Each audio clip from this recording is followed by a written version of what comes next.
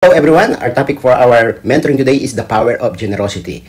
So, we should understand that generosity is a service. Ang sabi ng talata po natin sa 2 Corinthians 9:12, ang paglilingkod ninyo. Ang sabi niya, ang paglilingkod ninyo upang tumulong sa mga kapatid ay hindi lamang makakatulong sa kanilang pangangailangan. So, doon lang po muna tayo sa talatang yun. Sabi niya, ang paglilingkod. So, therefore, ang pagiging matulungin, mapagbigay, mapagkaloob ay isa siyang paglilingkod or generosity. We all know, we all like to serve other people. Ano po? So, when you give, it's really an act of service. At may epekto po ito. Number one, you are providing a need. Kaya nga, itutuloy natin ang ating binasang talata, ang paglilingkod nyo upang tumulong sa mga kapatid, tumulong, ay hindi lang makatulong sa kanilang pangangailangan. So therefore, ang iyong pagkakaloob ay nagbibigay ng, or nagmimit ng need ng ibang tao.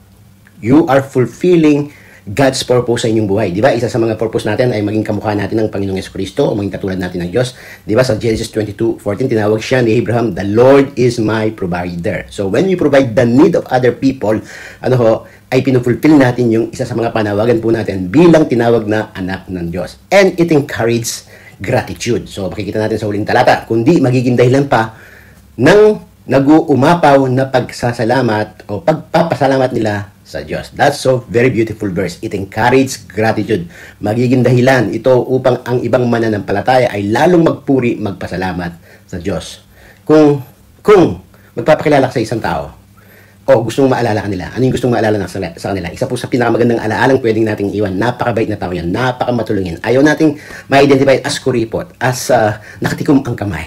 Wherein we all love to be remembered na meron tayong open hands to help other people. And number two, na katotohanan po sa generosity, it demonstrates the authenticity of your obedience to the gospel. It demonstrates the authenticity of your obedience to the gospel.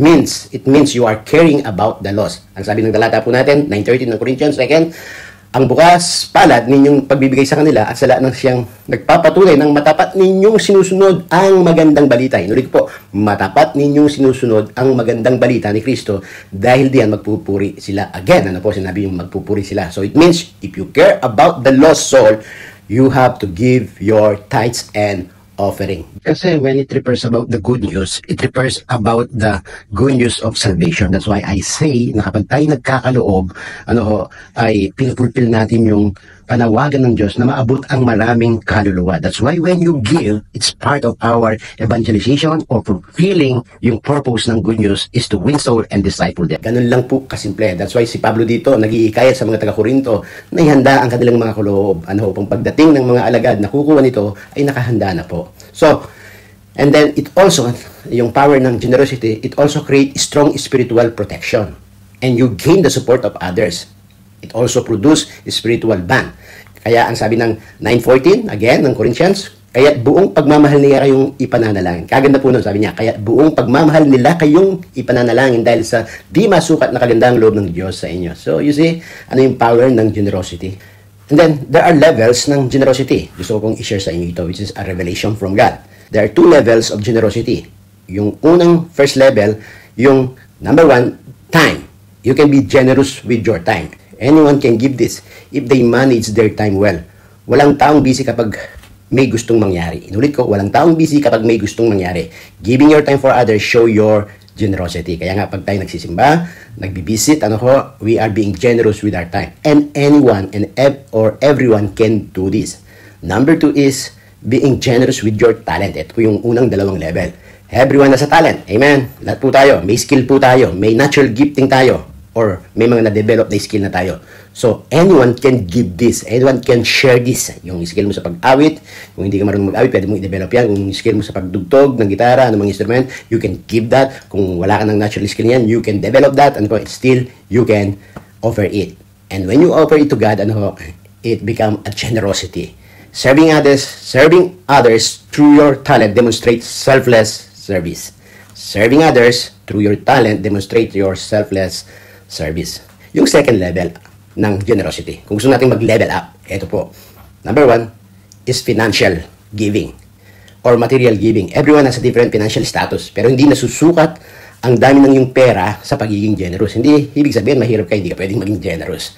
Pero alam niyo bakit ko sinabing mataas yung level ng pagkakaloob? Kasi you are giving your talent when you work and earn money.